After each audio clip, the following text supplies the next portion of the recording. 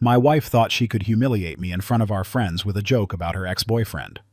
What she didn't know was that I'd been carrying evidence of her affair for 3 months. One sentence from me didn't just wipe the smirk off her face, it detonated her entire world. My name is Carter Mitchell.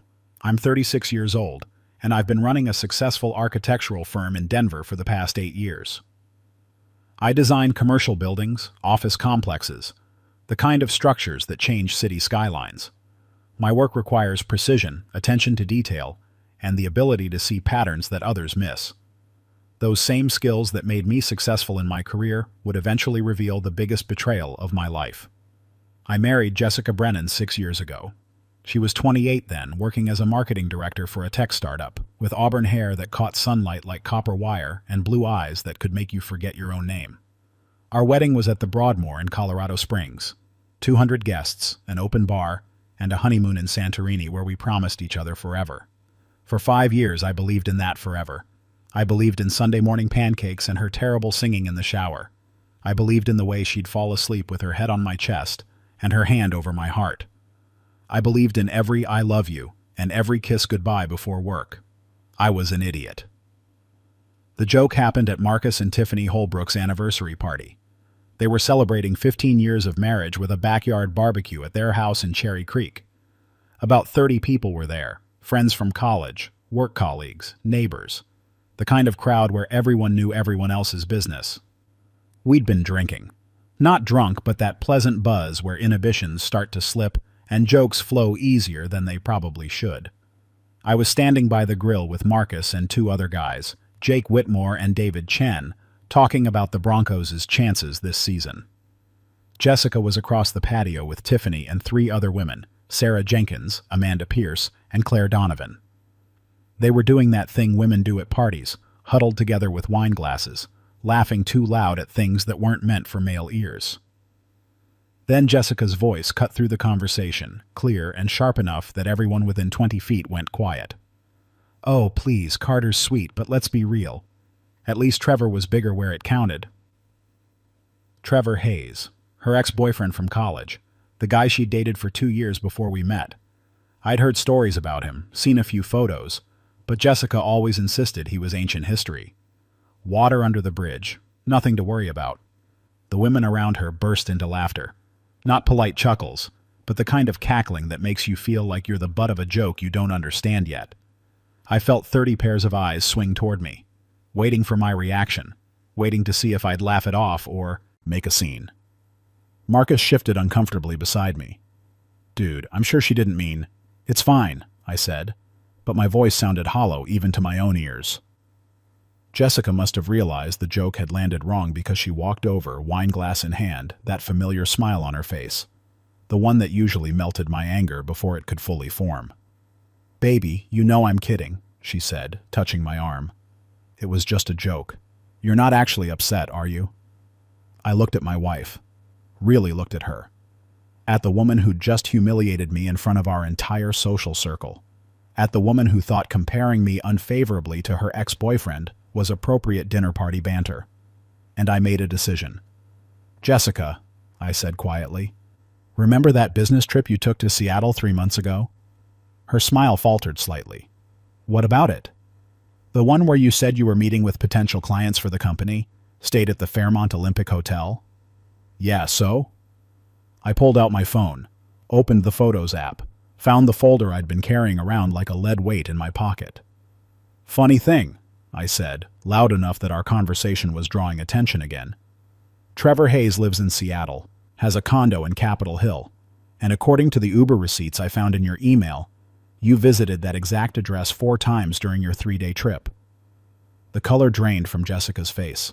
I kept going, my voice steady despite the rage building in my chest. "The hotel charged our credit card for 1 night. 1. But you were gone for 3, so I got curious. Asked a friend who works in hotel management to check if you'd actually stayed there the whole time." "Carter, stop," Jessica whispered. "You checked out after the first night. Funny how that works. And these photos." I held up my phone so everyone could see the screen. "These are from Trevor's Instagram. Deleted now, but I downloaded them first. That's you in his apartment. That's you at Ivar's Seafood on the waterfront. That's you kissing him outside Pike Place Market." Jessica grabbed for my phone, but I pulled it away. The backyard had gone completely silent. Even the kids playing by the fence had stopped running. So you want to talk about size, Jessica? Let's talk about the size of your lies. Let's talk about how big your betrayal is. Let's talk about whether Trevor's worth throwing away 6 years of marriage. Tears were streaming down her face now, but I felt nothing. No sympathy, no regret, just cold, calculated satisfaction. Carter, please, not here, she begged. Why not here? I asked. You were comfortable humiliating me here. Seems only fair I return the favor. I turned to our friends, all of whom were staring at us with expressions ranging from shock to horror to barely concealed fascination. Everyone enjoy the party, I said. I'm going home. Alone. Jessica, you can stay with Trevor. I'm sure he's bigger where it counts. I walked out of that backyard with my head high and my marriage in ruins. Behind me, I could hear Jessica sobbing and Tiffany trying to comfort her. I didn't look back. Before we go any further, if you're finding value in this story, please hit that subscribe button and drop a comment below. Share your thoughts, your own experiences, or just let me know you're following along. And don't forget to like this video. It helps more than you know. Now let's continue. The drive home from the Holbrooks house took 15 minutes, but it felt like hours. My hands gripped the steering wheel so tight my knuckles went white. The radio was off. The only sound was my own breathing and the occasional honk from another car. I kept replaying Jessica's words in my head. At least Trevor was bigger where it counted. The casual cruelty of it. The way she'd said it, like comparing your husband to your ex-boyfriend, was normal party conversation. Like I was supposed to just laugh along and pretend it didn't cut straight through me. But worse than the joke was what I knew now. What I'd known for 3 months but hadn't been ready to confront until she forced my hand. The affair started 6 months ago. Maybe longer. I'd found the first clue by accident. Jessica had left her laptop open while she was in the shower. A Facebook message notification popped up from Trevor Hayes. Can't wait to see you next month. It's been too long. I'd stared at that message for a solid minute, trying to convince myself it was innocent. Old friends catching up, nothing suspicious. But then I'd scrolled up. Just a little. Just enough to see conversation history going back months. Flirty messages. Nostalgic reminiscing about their relationship. Plans to meet up when she had her Seattle business trip scheduled. We were so good together. Sometimes I wonder what would have happened if we'd never broken up. I think about you more than I should. Tell me Carter doesn't satisfy you the way I did. That last one had made me physically nauseous. I'd closed the laptop and walked away before Jessica caught me snooping. But the damage was done. The doubt had been planted. Over the next few weeks, I'd done what any architect does when faced with an unstable structure. I'd investigated, checked the foundation, looked for cracks in the facade. Jessica's phone had become an extension of her body. She took it everywhere. Bathroom, bedroom, even to check the mail. At night, she'd sleep with it under her pillow, claiming the alarm vibration was gentler than sound. I'd noticed charges on her credit card for lingerie I'd never seen her wear. A $300 purchase from Agent Provocateur. When I'd asked about it, she'd said it was for a girlfriend's bachelorette party, gifts for the bride-to-be. There were late-night work calls that she'd take in the garage. Client emergencies, project deadlines. Always some excuse that sounded reasonable until you added them all up and realized the pattern. The Seattle trip had been the confirmation I needed. When Jessica told me about it 3 weeks in advance, something in my gut had screamed warning. I'd smiled and said it sounded great. Asked if she needed me to book the hotel or if her company was handling it. Company's handling everything, she'd said. You know how they are about keeping receipts for reimbursement. But I'd logged into our shared credit card account anyway. Found the hotel charge. One night at the Fairmont Olympic Hotel. Jessica had been gone for 3 nights. I'd called the hotel directly, pretended to be confirming a future reservation under her name. The helpful concierge had informed me that Mrs. Mitchell had checked out after 1 night. No, there was no record of her extending or rebooking. That's when I'd hired Raymond Cole, the same private investigator I'd used for background checks on potential business partners. Former Seattle PD detective who'd moved to Denver and specialized in corporate investigations and domestic cases. I need to know where my wife is really staying when she's in Seattle, I'd told him over the phone. You sure you want to know? Raymond had asked. Once you see the evidence, you can't unsee it. I'm sure, Raymond had done his job well. Too well. The photos he'd sent me were crystal clear. Jessica entering Trevor's building. Jessica and Trevor having dinner at waterfront restaurants. Jessica and Trevor walking hand in hand through Pike Place Market. Jessica and Trevor kissing outside his condo building, her arms wrapped around his neck like she used to wrap them around mine. The final photo had been taken through Trevor's apartment window with a telephoto lens. Jessica, naked in Trevor's bed, laughing at something he'd said, looking happier than I'd seen her look in months. I'd paid Raymond his fee and told him I might need his services again for the divorce proceedings. Then I'd sat on the evidence, waiting, planning, trying to figure out how to end my marriage with some dignity intact. But Jessica had taken that choice away from me at the Holbrook's anniversary party. She'd forced my hand with her cruel little joke. And now everyone we knew would understand exactly why our marriage was ending. I pulled into our driveway and stared at the house we'd bought 3 years ago.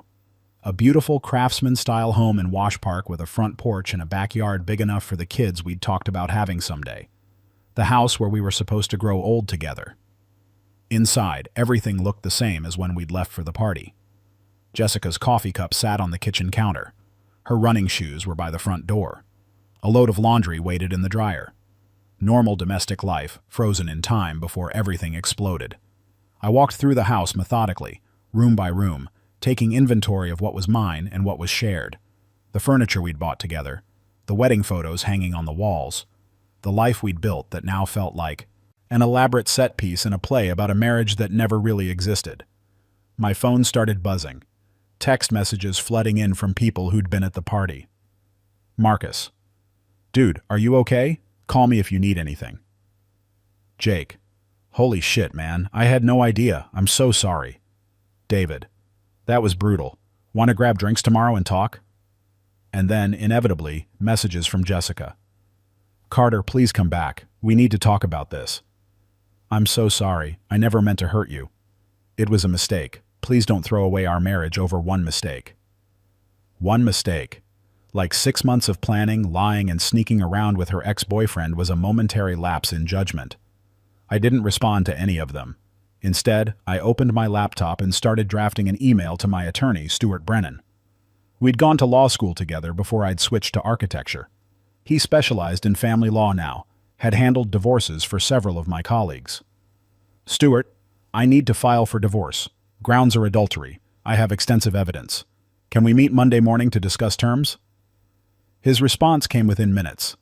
He must have heard about the party already. News travels fast in our social circle. I'm sorry to hear that, Carter. Monday at 9 a.m. Bring all documentation. We'll make sure you're protected. Protected. Like I needed protection from my own wife. But I guess that's exactly what I needed. I heard Jessica's car pull into the driveway around midnight. I was sitting in the living room, lights off, just waiting. She came through the front door quietly, like she was trying not to wake me. Like this was just another normal night and we'd talk about it in the morning. Carter? She called softly. Are you still up? I turned on the lamp beside me. Jessica jumped, clutching her chest. Jesus, you scared me, she said. Good. She stood in the doorway, mascara smudged from crying. Her party dress wrinkled. She looked small, fragile. Nothing like the confident woman who'd humiliated me 4 hours ago. Can we talk? She asked. Not much to talk about. Please, Carter. I know I screwed up. The joke was inappropriate and I'm sorry. But you completely blindsided me in front of everyone we know. That was cruel. I laughed, but there was no humor in it. I was cruel? You've been sleeping with Trevor for 6 months. You humiliated me at a party? But I'm the cruel one for telling the truth? I didn't sleep with him, Jessica said quickly. It wasn't like that. I pulled out my phone and opened the photos again. Held up the image of her naked in Trevor's bed. Really? Because Raymond Cole's photos tell a different story. Jessica's face went white. You hired a private investigator? What did you expect me to do when you started lying about business trips? When you were taking client calls in the garage at midnight? When you couldn't even look me in the eye anymore? She sank onto the couch across from me. I didn't want to hurt you. Then why did you do it? I don't know. Her voice was barely a whisper. Trevor reached out last year. Said he'd been thinking about me, about us. And I was flattered, I guess. Felt good to be wanted like that again. I wanted you, I said. Every single day of our marriage, I wanted you. It's not the same. You want me like a comfortable pair of shoes. Trevor wants me like I'm still exciting, like I'm still the girl he fell in love with in college. I stared at my wife, this stranger with Jessica's face, and realized I'd never actually known her at all. So what now? I asked. Now we figure out how to fix this. There's nothing to fix, Jessica. You cheated, you lied, you destroyed our marriage, and then you made a joke about it at a party, like it was funny, like I was the punchline. I was drunk, she protested. I wasn't thinking clearly. You were sober enough to remember Trevor's size, apparently. Jessica flinched. That's not fair. None of this is fair, but that's what happens when you blow up your own life. She started crying again, big gasping sobs that shook her whole body. I love you, Carter.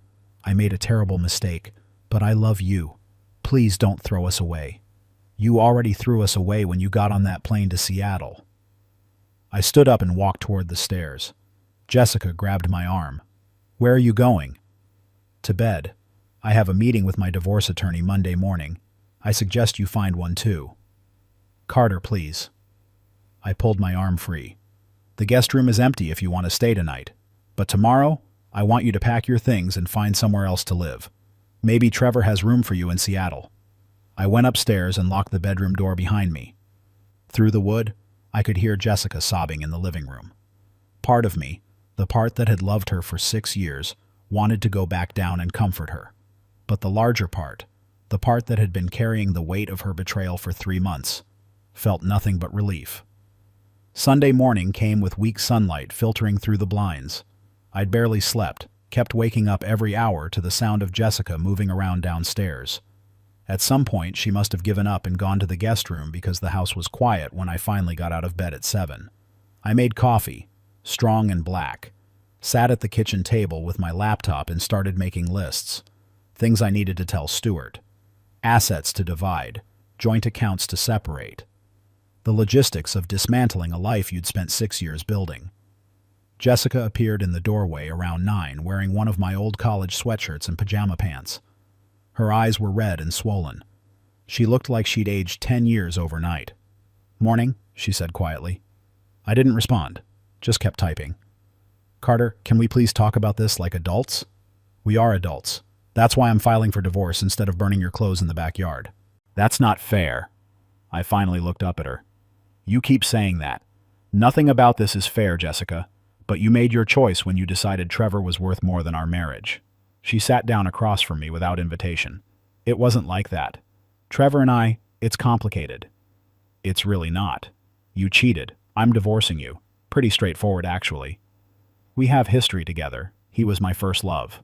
When he reached out, all those old feelings came rushing back. I couldn't help it. You could have said no. You could have blocked his messages. You could have told me he'd contacted you and we could have dealt with it together. Instead, you lied and snuck around and made me feel crazy for 6 months. Jessica's hands were shaking. What about forgiveness? What about for better or worse? The for worse clause doesn't cover adultery, Jessica. That's not a rough patch. That's a fundamental betrayal of trust.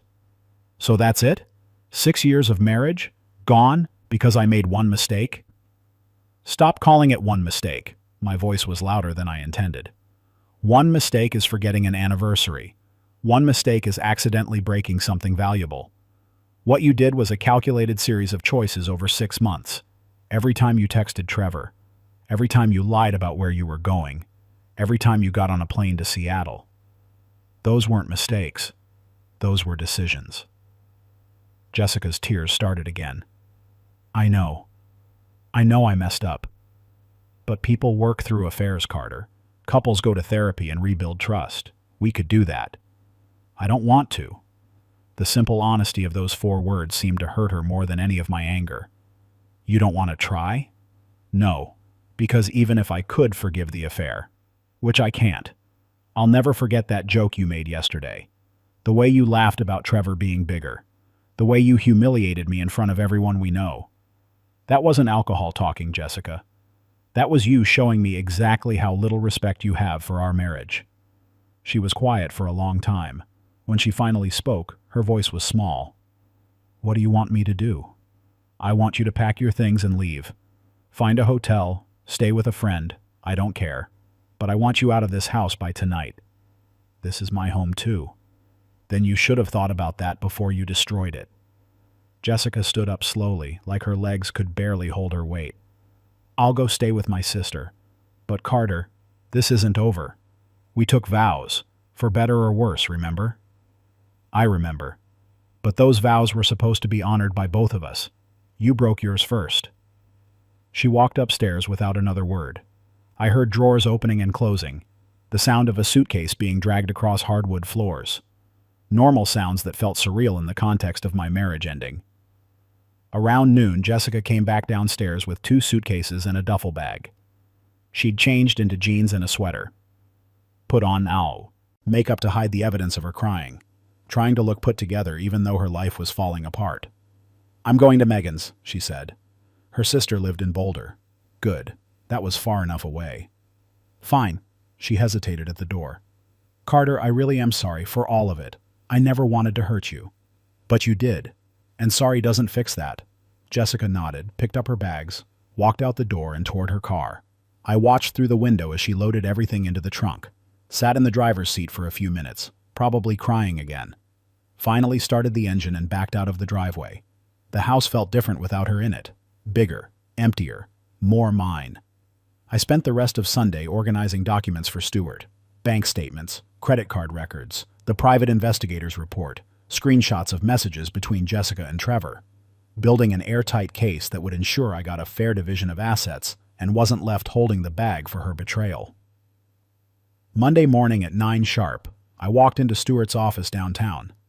He was waiting with a legal pad and a sympathetic expression. "Carter, good to see you. Wish it were under better circumstances." "You and me both." We spent 2 hours going over everything. Stuart took meticulous notes, asked pointed questions about timelines and evidence. By the end, he was confident we had a strong case.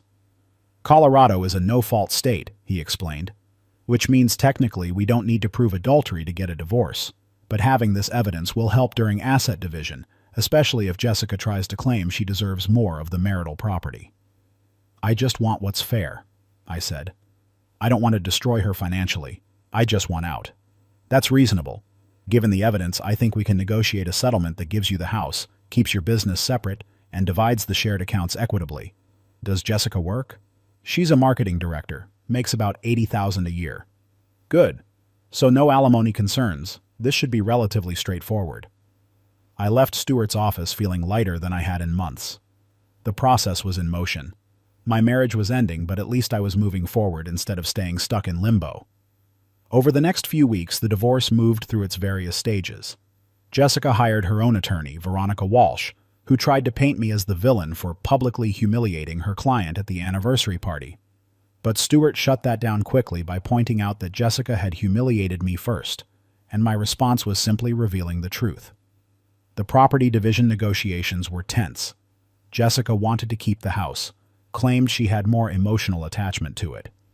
I countered that I'd put down the down payment from my business earnings before we got married, making it technically my separate property. We settled on me keeping the house. Jessica got her car free and clear, half the shared bank accounts, and several pieces of furniture she wanted. I kept my architectural firm completely separate, which had been my biggest concern. The whole process took 3 months. 3 months of lawyers' letters and negotiations and dividing up the pieces of a shared life. 3 months of Jessica sending periodic text messages apologizing, begging for another chance, swearing she'd ended things with Trevor. I never responded. There was nothing left to say. The divorce was finalized on a Tuesday in August. I signed the papers in Stuart's office. Jessica signed hers remotely with her attorney present. Just like that, 6 years of marriage dissolved into a legal document filed with the court. "How are you feeling?" Stuart asked after we'd finished the paperwork. "Relieved," I said honestly. "Like I can finally breathe again." "That's normal. Divorce is hard even when it's the right decision. Give yourself time to heal." But the thing was, I didn't feel like I needed to heal. I felt like I'd already healed during those 3 months of carrying Jessica's secret before exposing it. By the time she made that joke at the party, I'd already grieved the loss of our marriage. The divorce was just paperwork making official what had already ended. 6 months after the Holbrook's anniversary party, I ran into Tiffany at Whole Foods. She was in the produce section, examining avocados with the same intensity she probably used for surgery. Tiffany was an orthopedic surgeon, brilliant and direct. "Carter," she said when she saw me, "how are you holding up?" "I'm good, actually. Better than I've been in a long time." She studied me with those sharp doctor eyes. "You look good, relaxed, different." "Divorce will do that when it's the right choice." Tiffany nodded. "For what it's worth, I'm sorry about what happened at our party. I felt terrible afterward." "Not your fault. Jessica made her choices. I just responded to them." Still, it was brutal to watch. She paused, then added, "Jessica moved back to Seattle, did you know?" I didn't, but I wasn't surprised. "To be with Trevor?" "I guess so. According to her sister, they're living together now, trying to make it work." "Good for them." Tiffany raised an eyebrow. "You really mean that?" "I do. If Jessica's happy with Trevor, that's great. It means I dodged a bullet getting out when I did." Most men would be angry. I was angry, for about 3 months, but anger takes energy, and I'd rather spend mine on something productive. We chatted for a few more minutes, exchanged numbers with promises to get together for dinner sometime. As I walked back to my car with groceries, I realized I'd told Tiffany the truth. I really was okay. Better than okay, actually. I was thriving. My architectural firm had landed 3 major contracts in the past 4 months. I'd started working out again, dropped 15 pounds I'd been carrying, reconnected with old friends I'd lost touch with. During my marriage, even started dating a little, though nothing serious yet. The house felt like mine now. I'd repainted the bedroom, replaced furniture that reminded me of Jessica, turned the guest room into a home office. Created a space that reflected who I was, not who we'd been as a couple. And most importantly, I'd learned something valuable from the whole experience. When someone shows you who they really are, believe them. Jessica had shown me through her affair, through her lies, and finally through that cruel joke that she wasn't the person I thought I'd married. Maybe she never had been. The joke that was supposed to humiliate me had actually freed me. It had given me permission to stop hiding what I knew, stop protecting someone who didn't deserve protection. One savage line from me had wiped the smirk off her face, but it had also wiped away any obligation I felt to preserve a marriage that had already died. Sometimes the best revenge isn't elaborate or dramatic. It's just telling the truth at the right moment and walking away with your dignity intact. Jessica had wanted to make me look small. Instead, she'd shown everyone exactly who she was, and I'd shown them that I wasn't going to accept being treated that way. 3 years later, I'm remarried. Her name is Rachel, and she's an environmental engineer I met through a client. She's nothing like Jessica. Honest to a fault, direct, incapable of deception even when it might be kinder. She tells me every day that she's grateful I went through what I did because it made me the man I am now. More cautious, but also more confident, she explained one night over dinner. You know what you want and what you won't tolerate. That's rare. I think about that sometimes.